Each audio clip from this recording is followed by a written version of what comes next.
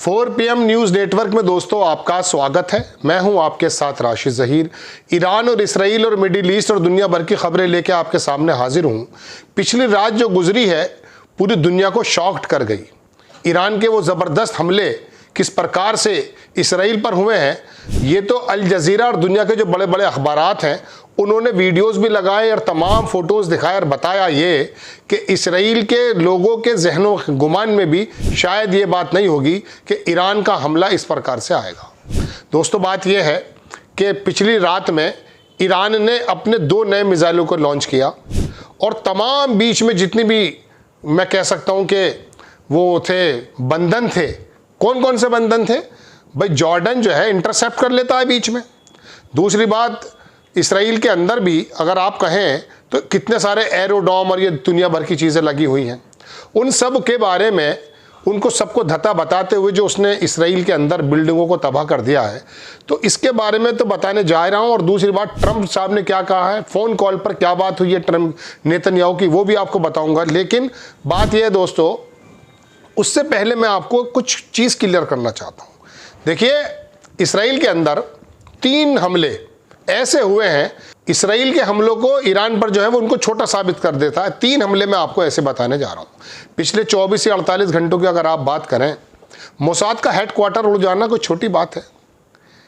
MI6 सुनते हैं, वो जो जेम्स बॉन्ड की फिल्म आती है, लेकिन इंग्लैंड में उसका ऑफिस कहाँ है ये मालूम नहीं है लोगों को। ऐसे मोसाद का हेडक्वार्टर उड़ा देना, और मैं एक ताज़ा खबर के मुताबिक बताऊं, डेविड बार्निया, उनके बारे में कोई खबर नहीं मिल रही है, सब लोग वहीं रहते थे। दूसरी बात, उनकी 3 तरह की ये इंटेलिजेंस है। एक आप सुनते हैं मोसाद, एक सुनते हैं आप शिन बेट, और तीसरी है अमन। अमन जो है वो मिलिट्री इंटेलिजेंस का काम करती है। मिलिट्री को जितना भी इंटेलिजेंस देती है वो अमन, उसको भी उसकी बिल्डिंग को तगे तेग कर दिया, इनका ख़त्म कर दिया। और दूसरी बात, मोसाद का हेडक्वार्टर उड़ा दिया। और तीसरा मैं आपको बताना चाहता हूं, परसों की खबर, विजमैन करके एक जो इंस्टीट्यूट उड़ाया गया है, जानते हैं वो क्या है? विजमैन से सबसे पहली बात ये समझिए, इसराइल के बनने से पहले एक यहूदी विजमैन नाम का वहां पर ये इंस्टीट्यूट को बना चुका था, और यहां से 16 नोबेल प्राइज विनर निकले। और इसराइल की इंटेलिजेंस हो, न्यूक्लियर तंसीबात हो और साइंटिस्ट हो, सबको देने का काम दरअसल ये विजमैन की बिल्डिंग करती थी, जिसको परसों तबाह कर दिया था। तो ईरान के तो नो डाउट कमांडर मारे जा रहे हैं, सेनापति मारे जा रहे हैं। 4 दिन पहले उन्होंने नया बनाया था अपना उसको भी उसने कल उड़ा दिया है, इसमें कोई दो राय नहीं है। क्योंकि मोसाद ईरान के अंदर ज़बरदस्त तरीके से एक्टिव है।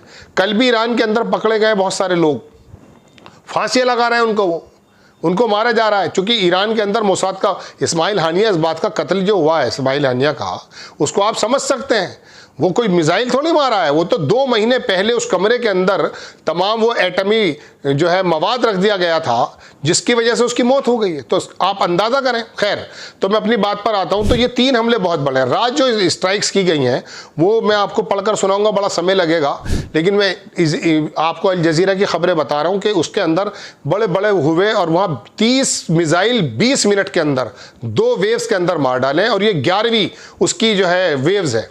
वेव्स मतलब इनका जो पूरा का पूरा जो साल्वो कहते हैं मिसाइल की बारिश, वो ये 11वीं है।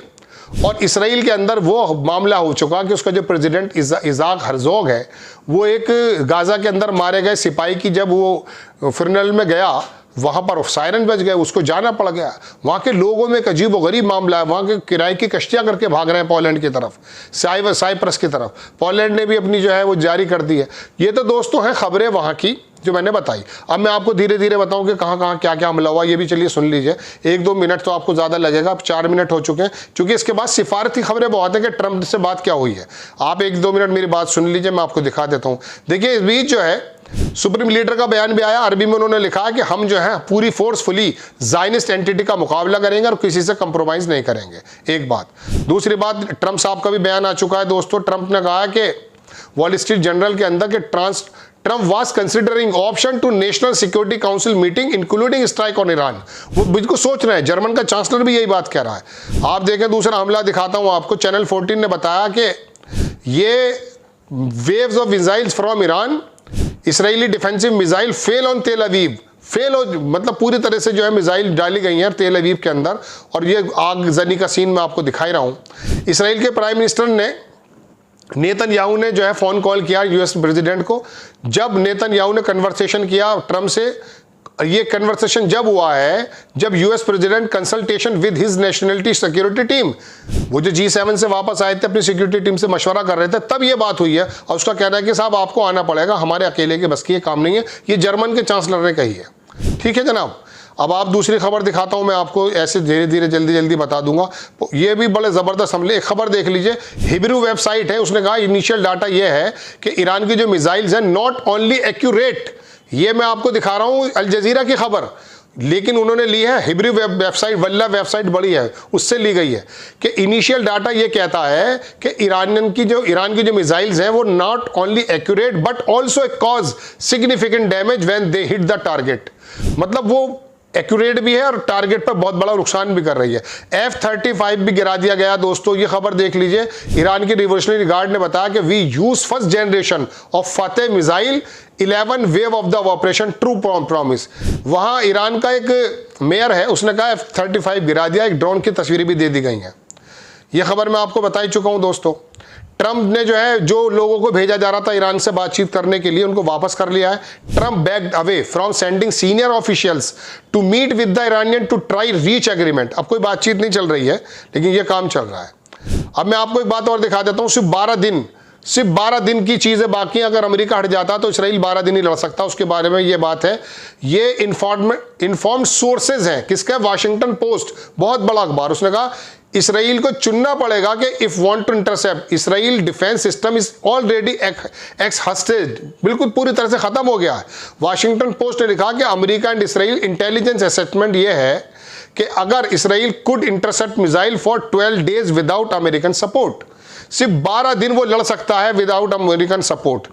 लेकिन बहरहाल अमेरिका आ चुका है, जर्मन के चांसलर का बयान आ गया कि वो बात कर रहे हैं अमेरिका में जाना। उसने कहा कि इसराइल के अकेले बस की नहीं है, ये तो अब यूरोप के मुल्क भी कहने लगे हैं। मगर एक बड़ी खबर मैं आपको और दिखा रहा हूँ, 7 मिनट 25 सेकंड हो गए, कम समय में मुझे ज़्यादा बातें बतानी पड़ती हैं। 8 लोगों ने, जो कांग्रेसमैन और बाकी जो वहाँ के सांसद हैं, उन्होंने दरअसल ट्रंप को बाउंड किया कि हम जो है एक ऐसा प्रस्ताव ला रहे हैं लोकसभा में अपनी कांग्रेस में, ताकि आप अगर हमला करेंगे पहले हमसे पूछेंगे। ये दोबारा आ गया। कल मैंने आपको थॉमस मैसी का बताया, तब आया आर.के. ये है Ro Khanna, Thomas Massie are including rare war powers resolution force. उन्होंने कहा कि आपको मशवरा करना चाहिए कि हमें जाना नहीं जाना, चूंकि अमेरिका का तमाम, बहरहाल दोस्तों ये तमाम लेटेस्ट अपडेट्स थी जो मैंने बताई हैं आपको। अब ईरान पर भी हमले चल रहे हैं, इसमें कोई दो राय नहीं है। ईरान पर वो बहुत ज़्यादा बमबारी कर रहा है, लेकिन इसराइल को अब ईरान के लोग ये कह रहे हैं कि आप खाली कर दीजिए। वो कह रहा मेरा आसमानों पर कब्जा है। कल संजय सर के साथ, जो हमारे संपादक हैं, उनके साथ एक कन्वर्सेशन हुआ है, आप उसको देखिएगा ज़रूर। 25-30 मिनट है वो, क्योंकि इतनी लंबी हम वीडियो नहीं बना पाते। आपको इसराइल, उसके मकसद, अमेरिका उसके मकसद, चीन और उसके बीच में कन्फ्लिक्ट होने के मतलब, ये तमाम चीज़ें मैंने खोल करके रखी। उसको अगर आप देखेंगे तो बहुत सारी जानकारियाँ प्राप्त होंगी, जो बहुत ज़्यादा शानदार एविडेंस के साथ मैंने रखी है। आपको खबर कैसी लगी अपनी राय कमेंट्स बॉक्स में ज़रूर दीजिए। चैनल को सब्सक्राइब कीजिए, शेयर कीजिए। नेक्स्ट टाइम मैं किसी खबर के साथ हाजिर होता हूँ। जय हिंद।